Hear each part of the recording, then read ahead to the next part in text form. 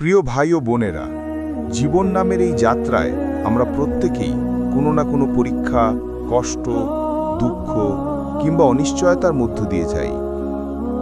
কখনো মনে হয় সব কিছু যেন থেমে গেছে, সব দরজা যেন বন্ধ, সাহায্য করার মতো কেউ নেই। তবু একজন আছেন যিনি কখনো আমাদের একা ফেলে দেন না। তিনি হলেন আমাদের রব, মহান আল্লাহ, যিনি আমাদের হৃদয়ের সবচেয়ে গভীর ব্যথাটুকুও জানেন। আমরা অনেক সময় ভাবি, আমি এত চেষ্টা করলাম, তবুও কেন কষ্ট শেষ হয় না? এতদিন দোয়া করছি, কিন্তু ফল মিলছে বা কেন? কিন্তু কোরআনে আল্লাহ বারবার বলেছেন, নিশ্চয়ই কষ্টের সাথে আছে স্বস্তি। সূরা ইনশিরাহ।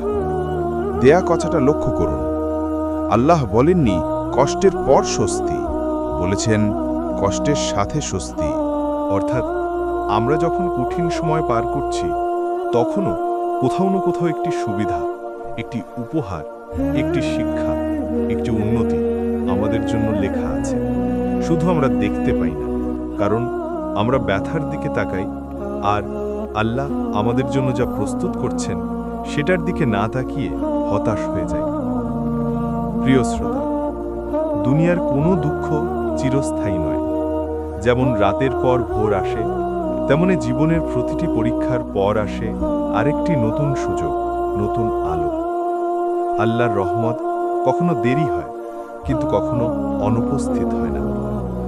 আমরা যখন ভেঙে পড়ি, ঠিক তখনই আল্লাহ সবচেয়ে বেশি কাছে থাকেন। নবী মুহাম্মদ সাল্লাল্লাহু আলাইহি ওয়াসাল্লাম বলেছেন, আল্লাহ তার বান্দার হৃদয় ভাঙা অবস্থায় সবচেয়ে কাছাকাছি হন। মানুষ প্রায় ভুলে যায় যে পরীক্ষা মানে শাস্তি নয়, বরং পরীক্ষা হলো সম্মান, যার মাধ্যমে আল্লাহ আমাদের শক্তিশালী করেন, আমাদের ঈমান বাড়ান, আমাদের দোয়া কবুলের পথ তৈরি করেন। যদি ফুলকে সুগন্ধি হতে কষ্ট পোহাতে হয়, যদি লোহাকে ধারালো হতে আগুনে পোড়াতে হয়, তবে মানুষকে আল্লাহ যে মহৎ বানাতে চান, তাকে পরীক্ষার মধ্যে দিয়েই বানান। আপনি আজ যে কষ্টের মধ্যে আছেন, সেটি হয়তো আপনাকে আরও ধৈর্যশীল করবে, আরও পরিণত করবে, আরও আল্লাহর কাছে টেনে নেবে। কখনো কখনো আল্লাহ আমাদের কিছু জিনিস দেরিতে দেন, কারণ তিনি জানেন আমাদের হৃদয় তখনও প্রস্তুত নয়।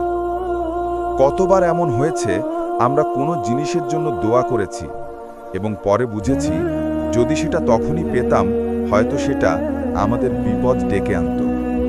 কিন্তু আল্লাহ তার জ্ঞান ও ভালোবাসা দিয়ে আমাদের বাঁচিয়ে দেন।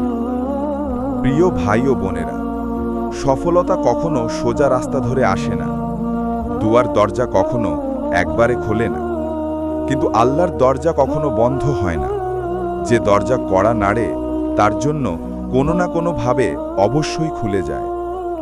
আপনি যদি আজ হতাশ হন, মনে রাখবেন, যিনি আপনাকে সৃষ্টি করেছেন তিনি আপনার ভাগ্যকে এমন সুন্দরভাবে পরিচালনা করেন যা আমরা কল্পনাও করতে পারি না। আপনার হৃদয়ের সেই দুঃখ, যে দুঃখ আপনি কাউকে বলতে পারেন না, সেটিও আল্লাহ জানেন। আপনার সেই আকাঙ্ক্ষা, যেটার জন্য আপনি অনেক দিন ধরে অপেক্ষা করছেন, সেটাও আল্লাহ দেখছেন। আপনার সেই কান্না, যেটা আপনি রাতে বালিশে মুখ লুকিয়ে ফেলেন, সেটাও আল্লাহ শুনছেন। আল্লাহ বলেন, তোমরা আমাকে ডাকো, আমি তোমাদের ডাকে সাড়া দেব। এমন এক প্রতিশ্রুতি আর কে দেয়?